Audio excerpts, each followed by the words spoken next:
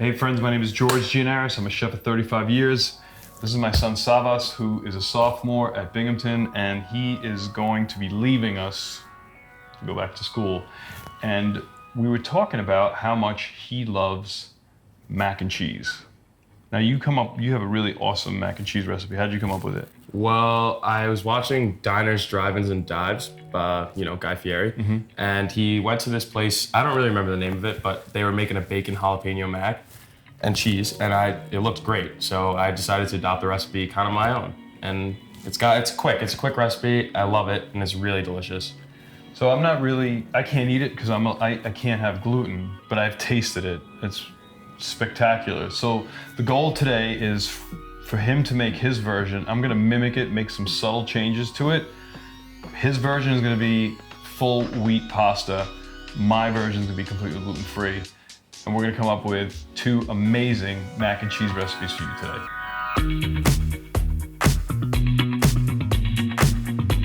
Okay, you ready?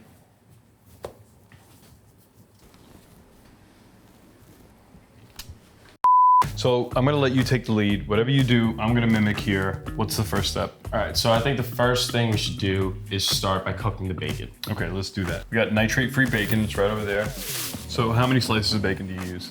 I would say we'll probably just fill each pan up. Now, it's also important to save the grease from the bacon because we're gonna make our cheese sauce in it. You're gonna make double the batch because I'm just gonna make a little bit. I'm making 12 ounces of pasta. You're gonna actually make a full kilo of pasta. So you're gonna need double. So is this good for me, for bacon? Yeah, maybe one more.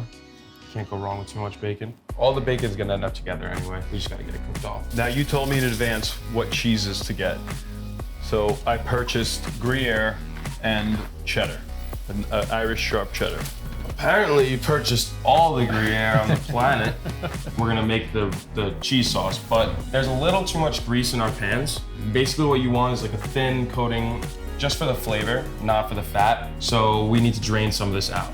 Okay, and I'm gonna drain most of mine out too, because you're gonna make what's called a roux base, which is a hot butter and flour mix. And what I'm gonna do is I'm gonna thicken milk with arrowroot. Right. Okay, so that's gonna be the difference because mine will be gluten-free and yours will not. Right. Now, since you're making double the recipe here, you're gonna put a lot more butter in yours than I am.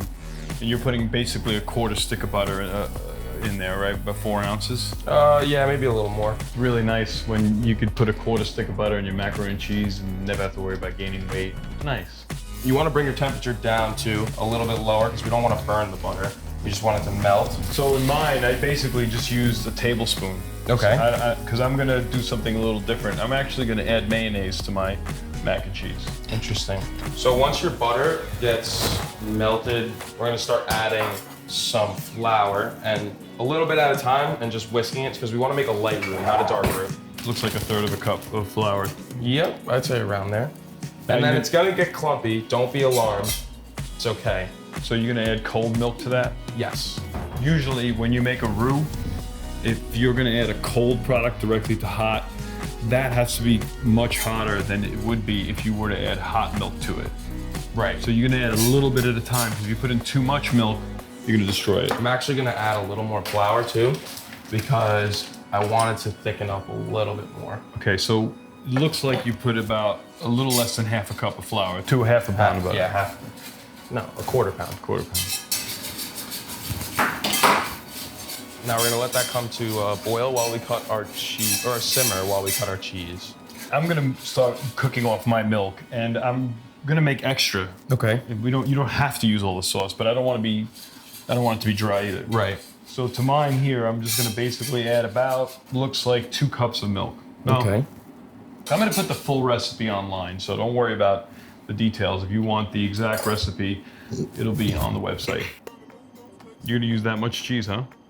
Oh, well, we're making 2 batches. Oh, right. And this is our cheddar, our Irish cheddar. And you're just gonna cube that up. Yep.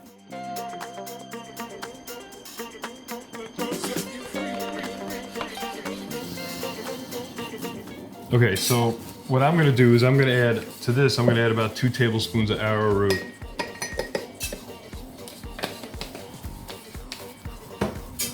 You want to dissolve the arrowroot in cold water. When you add the arrowroot to the milk, you're gonna add it slowly, let it thicken, slowly let it thicken, add a little bit more. You don't want it to become too thick. Now the milk that you add to this base, this roux base, is kind of subjected to how long you cook it. So keep it by the side of the pan and just add as you need, depending on the consistency that you want in your cheese sauce. So if you want a thicker cheese sauce, add less milk. If you want a thinner one, add more milk, vice versa. You don't want it to be gummy, you want it to be creamy. If you see the consistency of mine, it's almost like what would be the thickness of maybe a clam chowder, right? Now, how much Gruyere would you say the ratio would be Gruyere to cheddar? Probably like 1 to 1. 1 to 1. Okay, so we're gonna need this much more Gruyere. I'll cut that. Maybe like that much? 3/4 to 1. Yeah. I think I cut too much. Think so? It's all right. It's all right, we'll have it later. Yeah. Wow. Good. I opted for a German Gruyere. Okay. Got a stronger flavor than a French Gruyere. Okay. Also, the reason we went with cheddar and Gruyere is because Gruyere melts really creamy and cheddar adds that nice sharpness behind it. They complement each other very well in the mac and cheese. So the Irish cheddar is not terribly sharp. Has the same kind of flavor family as the German Gruyere. I think it's gonna go really well together. We're gonna add our cheese straight into it. So I'm gonna start with about a couple handfuls of the cheddar and the same amount of Gruyere, 1 to 1. Well, it looks like you added about 2 cups of each. That's what it looks like to me. Then if it gets too thick, when the cheese melts, you just add the milk in. Just keep mixing it and wait for the cheese to melt.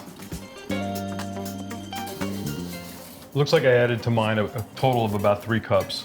I would say I added close to 4 on mine so far. I know on this channel we're all about eating healthy, and obviously this is not considered a really healthy dish. A lot of fat, a lot of carbs. Sometimes you need, like, especially on a rainy day, just some soul food. And this really fits that stick to your bones, satisfy your soul kind of a meal.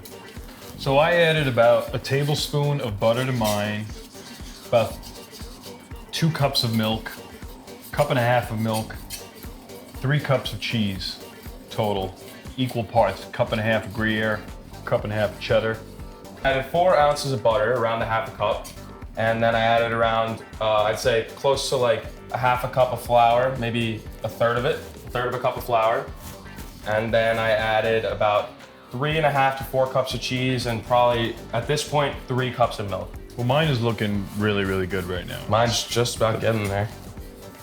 We should obviously taste it before we add any more of the Yes, cheeses and figure out which definitely. cheese we want to add, maybe a little salt too. Really good. I think mine could use a little more cheddar. Wow, that's really good.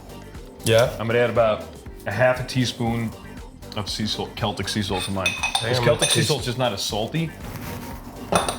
Taste mine. Yeah, mine's really good. I'm actually not gonna add any salt to mine. What do you think of mine? Taste it. It's really good. Oh, that's so good. Now, you know what I'm gonna add to this? A little mayo. I think it's gonna give it a unique flavor. So I'm adding a little less than a 1/4 cup of coarsely chopped pepper. 1/4 cup, 1/4 teaspoon. Say it again. Sorry. I just added a little less than a tablespoon of. Tablespoon, no. You add a teaspoon, maybe 1/2 I teaspoon. don't think you saw how much I put in. Did you? Tablespoon's a lot, man. All right. I'm adding some pepper to mine. No salt, just the pepper. I'm gonna add a little pepper to mine too. So this is the mayonnaise that I recommend you use. It's Sir Kensington's avocado mayo. I don't really like mayonnaise when it's made with soybean oil. I'd say I added just shy of a teaspoon of pepper, and it's extra bold, so it's meaning it's not finely ground. Gives it a nice texture and flavor. I'm gonna do the same thing. And I noticed my cheese sauce is getting a little thick, so I'm just gonna add a touch of milk just to bring it back down, because I don't want it to get too thick on me. So to mine, I probably added a little less pepper. I went with maybe a 1/4 teaspoon of black pepper, fresh ground organic. Now I'm gonna add my mayonnaise to this. Looking at the ratio here, I'm probably gonna go with a 1/4 cup of mayonnaise.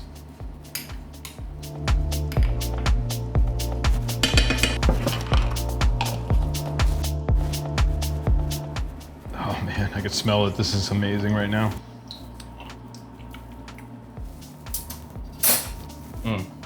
Mine's good. I'm still gonna keep adding milk just to bring the thickness down because it is gonna sit here while we cook the pasta for a little. So I don't want it to get too thick.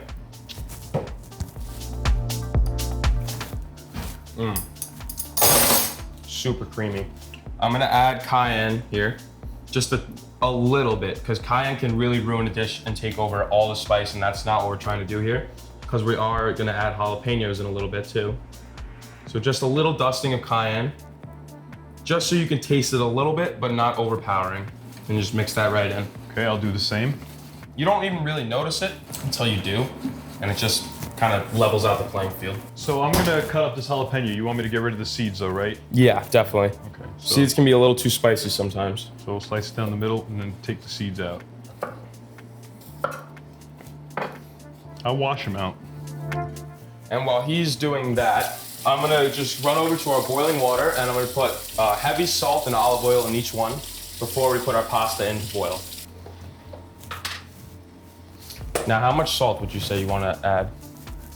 Well, for your you're gonna put your 2 pounds in here. I would probably put about a tablespoon of salt. In mine, I put about a teaspoon and a half. So you're gonna add 2 pounds of your organic, made in Italy pasta from Costco. And I'm gonna add, this is, to my opinion, the best gluten-free pasta you can get. It's called Molisana. I got it from Amazon. I love this stuff. It's the closest gluten-free pasta you'll ever get to tasting like real pasta.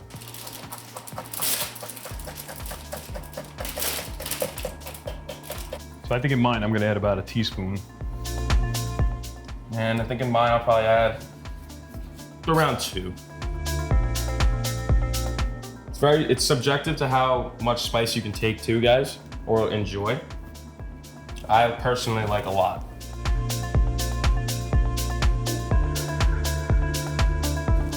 You gotta make sure that you don't go by taste, because once the jalapenos release the heat, it's gonna kick probably double by the end of the dish, so. Okay. Now the next step is we're gonna cut the bacon up. And what we wanna do is we're gonna have different size pieces. So I've cut some big pieces and I've cut some small pieces. Do you want me to cut it any further than that? No, I think it's perfect. There's no real set in stone amount to add. It's entirely based up to you and how much bacon you want, how much flavor you want.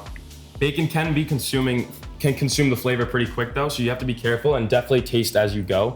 Just by looking at it, I think half a cup is pretty good for mine. I think I put around that too, maybe a little bit more, 3/4 cup. And now the jalapeno and the bacon add some pretty cool colors to this too. It's definitely an aesthetically pleasing dish. And the bacon is so crunchy. Oh, it's delicious. Oh man, that is so good. All right, so my pasta's done. So I strained it and put it back in the pot that I boiled it in. And now I'm adding the cheese sauce directly into that pot. And then just stir it right in. Now the goal is you wanna have enough sauce where each piece is covered in it, enough cheese sauce, but you don't want the pasta to be drowning in sauce because that makes it a little heavy and a little more difficult to eat. I'm gonna do the same with mine. Mine's done.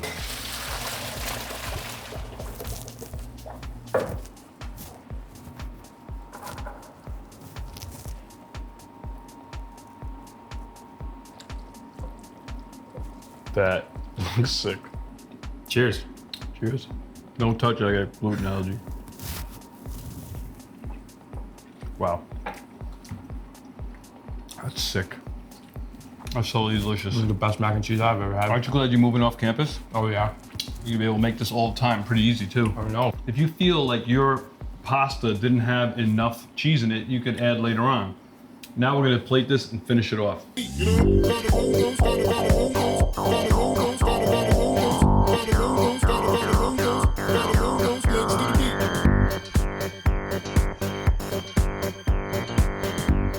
This is a really easy recipe that this little shorty guy came up with. Definitely give this a try. I hope you tune into this channel more often, and if you do, hit that subscribe button. Leave a comment down below if you want to see something different. Give it a try and let me know down below how it turned out. Thank you so much. Appreciate you watching. We'll see you again soon.